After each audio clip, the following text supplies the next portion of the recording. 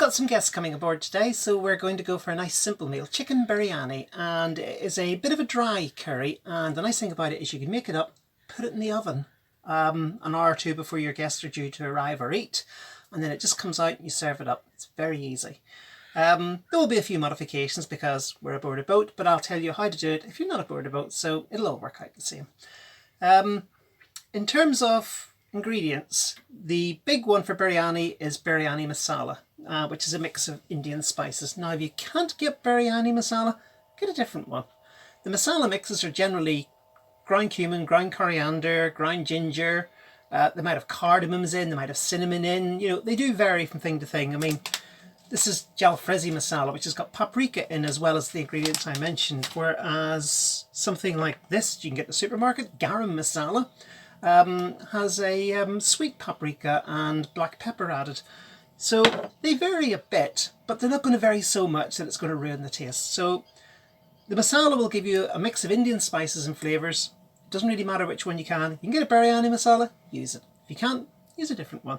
And for my own little twisty quirk, I always like to add a bit of fennel. I've got some fennel seeds here and I've ground them up a bit in here. And if we had smell-o-vision, you'd now all be drooling. But sadly, we don't have smell-o-vision, so no drooling will be occurring. So I'm just giving this a grind, and like all Indian dishes, I'm going to start by putting a lot of oil into the bottom and then heating the spices in it. I'm not going to fry them till they turn black. I want to heat the spices so the spice flavours and the spice oils come out into the oil, and then I'll add the onions, the garlic, the chicken, the tomatoes, and that's basically this dish done. There's a few more extras on top, but that's basically the dish. So let's crack on. So being on a boat and gas being precious, I'm doing all my prep in advance. Obviously in the kitchen you can do it as you go along if you wish to, or you can do it all in advance as well. Doesn't make any difference. The tomatoes we've got here have been given us by a fellow yachty who yachts occasionally but lives in a house on shore. So he's got a garden with a greenhouse and he's given us some tomatoes. So thank you very much. So we're doing those, and then I'm going to chop some onions quite finely because I want them to go into the sauce. There will be more onions later, but that's a different story. So it's going to be the spices in first, the chopped onions and the chopped tomatoes, then the pieces of chicken on top, and we'll take it from there.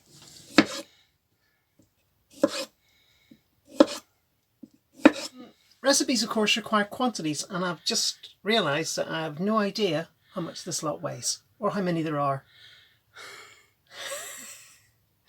It just looks about right. But it just about can be covered by my hands, and I think it'll do 4 people. You know, unless you're vegetable crazy, put more of them in. Tomatoes don't really give a huge difference in taste, but they give a nice texture. So I'm going to take a medium onion, I'm going to cut it in half, and that half onion I'm going to chop quite finely because I want that to dissolve into my curry sauce. And I'm going to add about 2 cloves of garlic. Just work with me on this. Right, it's on with the gas. So how much oil do you think you've used this time, Bev? Enough to cover the bottom of the pan. I appreciate I'm not brilliant at precise measurements. I never have been. So in that respect, we're a bit of a failure as a cooking channel. Sorry about that. But excess oil can always be removed. You can just lift it out and spoon it out later. So it's not a big deal. But you want to get the flavours of the spices into this, and that's the key. So we're going to start by getting in 2 teaspoons of jalfrezi masala and the fennel seeds, and we'll go from there. Delish. I always think the coriander is really a key thing for Indian cooking, so I always like to add another teaspoon of ground coriander to the mix. It's just like adding the fennel. It's just one of my own little things. I do it because I like it. Cooking is about enjoying your food. I don't think it should be a hard and fast rule. I know the French have got cordon bleu and everything has to be cooked in a precise way, in a precise method, by a precise temperature with a precise amount, and I think all that does is produce a dish that tastes the same again and again and again, time after time. I like the variation. I like to stick my fork into my dish and go, wow, that's different from the last one. But that's all part of the fun for me. So, okay, it's time for the onions and garlic to go in and get the flavours of the garlic in and let the onions soften up. And I see a tomato just escaped. You can tell we're going to eat this rather than just do it for camera. Oh yeah. Hang on, wait a minute, escaping tomato. So we're going to let the onions soften up a bit. If they dry out, we'll add about a dessert spoon of water, not much, just enough to stop them drying out. We don't want to interfere with the oils and the spices because that's the key to good biryani. I like to just turn the onions, make sure they're all getting done, not just the ones in the bottom. But so I just turn them over, just pat them down. It seems to spread them around a bit, swaps them over, gets the flavours through everything. Alright, the onions are looking about right, so it's time for the tomatoes to go in. Alright, in they go.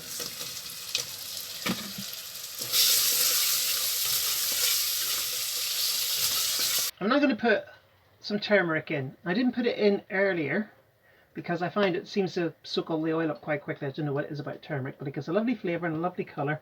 And I'm putting it in now because I'm putting the tomatoes in and the tin of chopped tomatoes.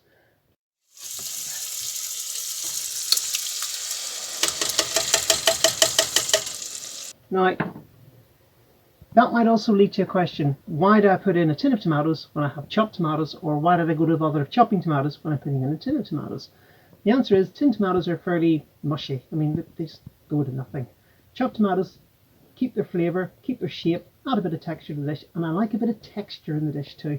As a little texture enhancement, I'm going to put one of our old standbys, which is red split lentils. I'm going to put a couple of dessert spoons. I'm just going to cover the surface of this with red lentils because they give a nice curry texture.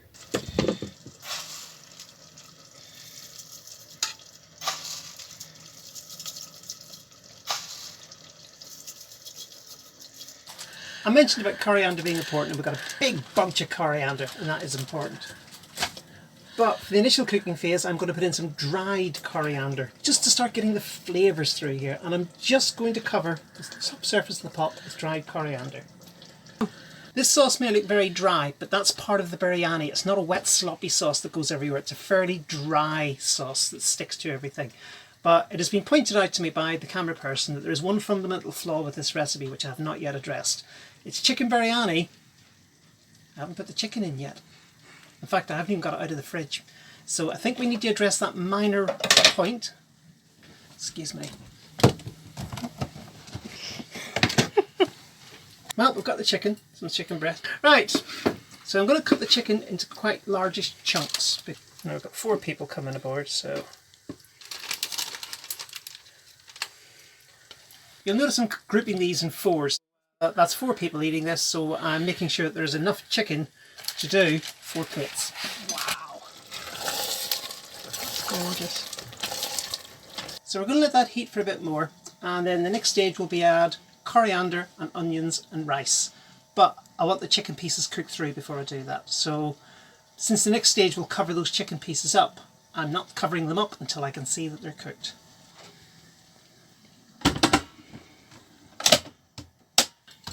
Obviously, without Mr. D, you would just leave that in the pot with the lid on, simmering for however long it takes to cook chicken. Say 30 minutes. In the meantime, we're going to get everything here tidied up because we've got lots to do. So we'll come back to this in 30 minutes time. Now, biryani is traditionally done in layers. We're altering the recipe slightly just because of our restrictions, but we're still going to have layers in it. So we've got the meat sauce layer, which you've seen in here. We're now going to do the onion and coriander layer, and then the rice layer goes on top of it.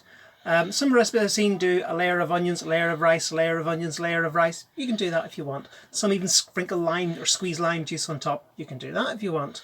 We are just going to have some coriander, layer of onions, layer of rice, and that will do it. So I've got my half onion left over from earlier, and I've taken another medium onion, and I'm going to chop this lot fairly sort of medium coarse. So I'm going to fry these until they start to go transparent in a bit of oil, and I'm going to add some turmeric just to give it a bit of colour and taste. I'm going to let that get on with it. I don't usually reheat Mr. D, but I'm going to do it anyway because why not? It just keeps it nice and bubbly along. And what we're going to do as well is we're going to do some of the coriander, one of the layers of coriander. We'll do that as well. And I'll show you an easy way that I pinched off another cooking channel, how to get coriander off the coriander plant. So I've got my coriander and I want to use some of this. So what I'm going to do is I'm going to peel it back and take it off with a knife.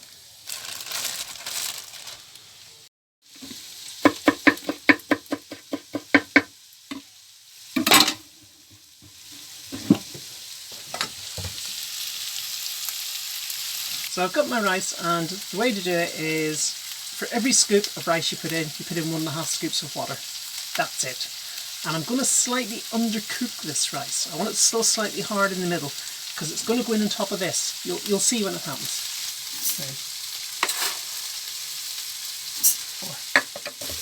So I'll need 6 scoops of water for 4 scoops of rice. The really important thing when you've just added hot water to rice is stir it, because the rice goes into a lump if you don't. Watch this. Look at these lumps, look. You can see there's lumps of rice everywhere. So give it a good stir and mix them all up. I think they're about done. Yeah? Yeah, they look good to me. Okay, right, so these are now just going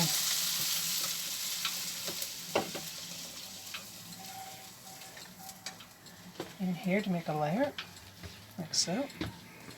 When we used to cook in kitchens on land with houses and things, we used to take the meat when it was cooked and put it into a deep oven tray. Now this isn't deep, I'm just illustrating the point. I mean, if I put that in there, it would just flow over the sides. So we put the meat in, and then we'd put the coriander and the layer of onions on top, and then when the rice is ready, we'd put that on top, and we'd put the whole tray in the oven for about another half hour or something like that. Usually cover it with tin foil to stop it getting dried out on top, and we would just let it cook. That's why we undercook the rice, because it's going to cook for a while longer. And then when it's ready, we literally just took the whole oven tray out, set it on the table, put a spoon in the middle, and people helped themselves, and that's how we served it. Now we're putting everything in Mr. D because that's how we do things on board, but that's how you can do it in a land-based kitchen. And that's how we used to do it. Just when it starts to simmer, give it one more stir, and then let it sit for a while. About 10-15 minutes usually does it. You can take a bit out, test it. If it's just slightly gritty in the middle, it's ready to go in for the rest of it.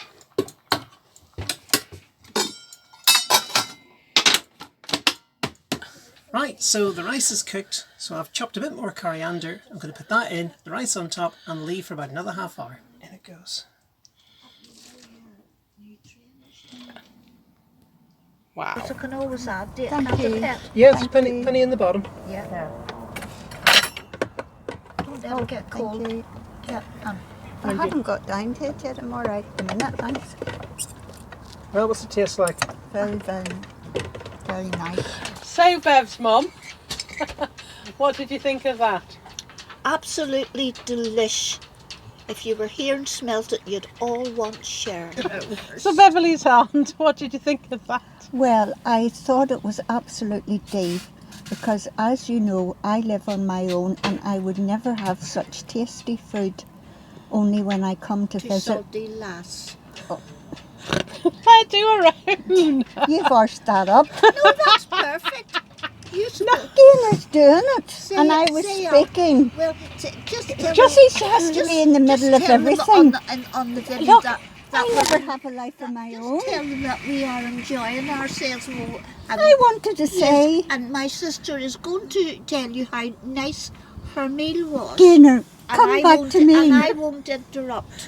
You always interrupt. I always interrupt. Yes, Right, where we're starting again, just Dana. start from the beginning. Right, you go ahead.